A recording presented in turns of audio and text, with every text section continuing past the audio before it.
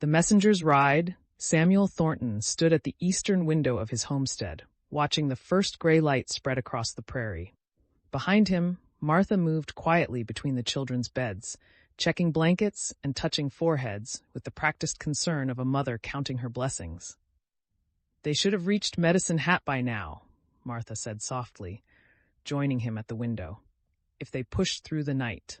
Samuel nodded, his jaw tight. The battle had been 2 days ago. 2 days of waiting and watching, of jumping at shadows and sleeping in shifts with rifles close at hand. The Mackenzie family's desperate departure for Medicine Hat had left the homestead feeling emptier, more vulnerable. James was in bad shape, Samuel said. Infection had set in deep, even if they got him to Dr. Harrison. He didn't finish the thought. Martha's hand found his arm. "Eleanor won't let him die," she said with quiet conviction. "That woman has steel in her spine." Samuel managed a tired smile. "That she does." But his smile faded as he looked out at the prairie. Somewhere out there, the consortium's remaining men were regrouping, planning their next move. 2 of their riders lay buried in the shallow graves Samuel and Peter Reed had dug after the battle, grim work that still haunted his dreams. How many more were there? What would they try next? Samuel had taken the last watch shift himself, standing vigilant through the darkest hours while Martha and the children slept. The not knowing was its own kind of torture. Not knowing if James would survive, not knowing when the consortium would strike again. As Martha moved to the stove to fix breakfast, Samuel found himself thinking about the Mackenzie homestead, standing empty except for Henry Blackburn. The Pinkerton detective had been alone there for 2 days now, watching for the consortium's next move. Had he seen anything? Did he know what had happened at the Thornton place? The thought crystallized into decision. "I'm riding to the Mackenzie place," Samuel announced. Martha turned to stare at him. "Samuel, no," she said. "It's too dangerous. The consortium could be watching the roads." "Henry Blackburn needs to know what happened here," Samuel said. "He's been sitting there alone, expecting an attack that never came because they hit us instead. He needs to know James is wounded, that the families are scattered. He needs the full picture." Martha came to Samuel, her hands gripping his arms. "You come back to me, Samuel Thornton. You hear?" "I will," he promised, kissing her forehead. "Blackburn's a professional. If anyone can help us figure out what to do next, it's him." Samuel armed himself carefully, rifle, pistol, knife, ammunition. He filled his canteen, wrapped bread and dried meat in a cloth, and checked his horse's condition. The mare was tired but sound. As he swung into the saddle, Martha stood watching from the doorway, her face lined with worry, but her eyes resolute. Samuel urged the mare forward, leaving the homestead behind. The morning was cool, the sky clearing after days of intermittent clouds. Good weather for riding, at least. He kept to a steady pace, not pushing the horse, but not dawdling either. His eyes swept the horizon constantly, looking for riders, for movement, for any sign of the consortium's men. The prairie stretched empty and vast around him. Wheat fields showed the first hints of gold. Another few weeks and harvest would begin, if they lived that long. If they still had their land. If the consortium didn't destroy everything they'd built. Samuel's hands tightened on the reins. They'd fought so hard for these claims, for the right to call this brutal, beautiful land home. And now some faceless men in Calgary and Montreal wanted to take it all away because of silver buried beneath the earth. The injustice of it burned in his chest. The Mackenzie homestead appeared ahead, the soddy standing solid against the morning light. Samuel slowed his approach, watching for movement. The place looked deserted. No smoke from the chimney, no animals in the small corral, no sign of life. But Samuel knew better than to assume. "Blackburn," he called out, still 50 yards distant. "It's Samuel Thornton." Silence. Then a figure emerged from behind the soddy rifle held ready but not aimed. Henry Blackburn moved with the careful economy of a man who'd spent too many days alone and alert. "Mr. Thornton," Blackburn said as Samuel dismounted. "I wasn't expecting company." Up close, Samuel could see the toll the solitary watch had taken. Blackburn's face was drawn, his eyes shadowed with exhaustion. But his hands were steady on the rifle, his posture alert. "We need to talk," Samuel said. "Things have happened." Blackburn's expression sharpened. "Come inside." The soddy's interior was dim and cool. Blackburn had been living Spartanly, bedroll in the corner, cold ashes in the stove, water bucket by the door. The kind of camp a man made when he expected to move fast if needed. Samuel told him everything. The attack 2 nights ago. The coordinated assault by 6 riders. The battle that left 2 of the consortium's men dead and James Mackenzie shot. The desperate ride to Medicine Hat with James burning with fever. The family's current situation. Scattered, vulnerable, waiting to see if James would survive. Blackburn listened without interruption, his face hardening with each detail. "They bypassed this place entirely," he said when Samuel finished. "I saw riders in the distance that night, but they swung wide, heading for your homestead. I thought about following, but you couldn't leave your post," Samuel said. "You didn't know where they were going." "Still," Blackburn said, frustration evident in his voice, "if I'd been there—" "We held them off," Samuel interrupted. "But we need to figure out what comes next. The consortium won't stop. They've committed murder now. They're in too deep to back away." Blackburn moved to the window, looking out at the empty prairie.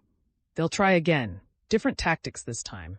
They know direct assault failed. They'll look for softer targets, ways to divide you further." "The Mackenzie place is empty," Samuel said. "My homestead has my family. The mine is unguarded." "The mine," Blackburn turned back. "That's what they really want. Everything else is secondary." "We can't guard it and our families," Samuel said. "We don't have enough men." "No," Blackburn agreed. "You don't." Silence fell between them.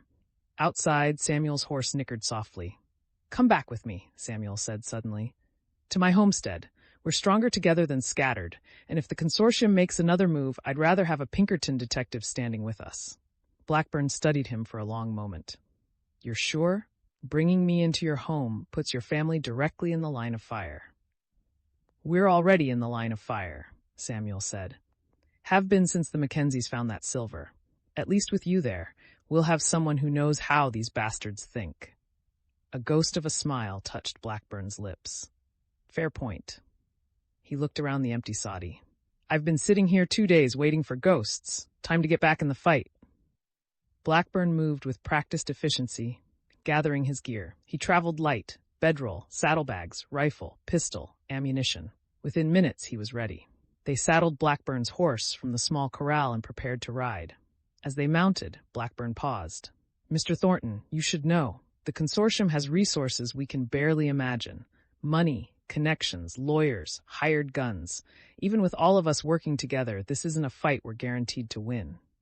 "I know," Samuel said, "but we're going to try anyway, because if we don't, men like them will keep taking what they want from people like us. Someone has to stand." Blackburn nodded slowly. "Then let's make sure that stand counts." They rode together across the prairie, 2 men against the morning sun. Samuel felt the weight of what lay ahead. The battles still to come, the dangers waiting in the shadows. But he also felt something else. Determination. The consortium had made a mistake when they attacked his neighbors, when they shot James Mackenzie and threatened the families who'd stood together through drought and hardship and isolation. They'd made an enemy of the prairie itself. As they approached the Thornton homestead, Martha appeared in the doorway, rifle ready. Her expression shifted from fear to cautious hope as she recognized the riders and saw Blackburn. "Mr. Blackburn," she called out. "Welcome." "Mrs. Thornton." Blackburn dismounted with a slight nod. "Thank you for the hospitality." "Any man fighting for what's right has a place at our table," Martha said firmly. Then her expression softened. "Have you eaten? You look half-starved." "I could eat," Blackburn admitted. Inside the soddy, Martha had breakfast waiting. The children watched Blackburn with wide, curious eyes as he removed his hat and took a seat at the table. The Pinkerton detective looked out of place in the domestic setting, but he accepted Martha's hospitality with quiet gratitude. "How long since you've slept properly?" Martha asked, setting a plate before him. "Few days," Blackburn admitted. "Hard to sleep when you're expecting an attack." "You'll rest here," Martha said firmly. "We have watch shifts organized. You can take a proper sleep." Blackburn looked like he might argue, then simply nodded.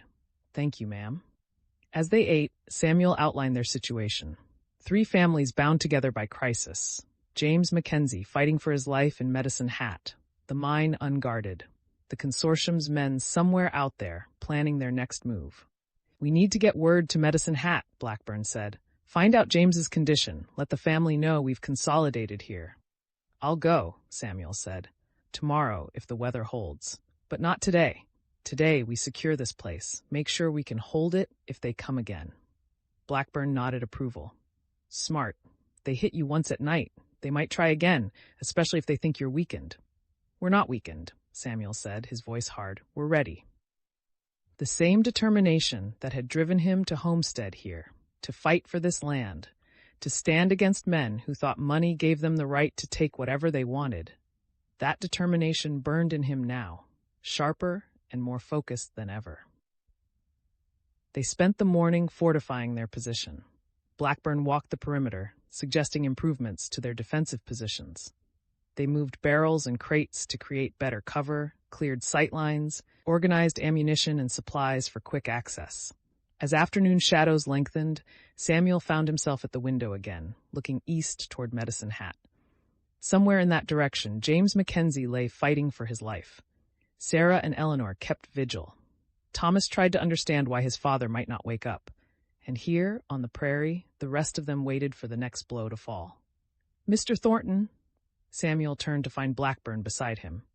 "Tomorrow, when you ride to Medicine Hat," the Pinkerton detective said quietly, "take this with you." He handed Samuel a folded paper. "It's a summary of everything I know about the consortium's operations. Names, connections, patterns. If something happens to me, that information needs to survive." Samuel took the paper, feeling its weight. "Nothing's going to happen to you." "Maybe not," Blackburn said, "but we're playing against men who've killed before. We'd be fools not to prepare for every possibility." Samuel tucked the paper carefully into his shirt pocket. "I'll make sure it reaches the right people." "Good." Blackburn turned back to the window. "Now we wait. See what the consortium does next." But Samuel was done waiting. Tomorrow he'd ride to Medicine Hat, carry news and hope to the Mackenzie family, and maybe, just maybe, they'd find a way to turn this fight around.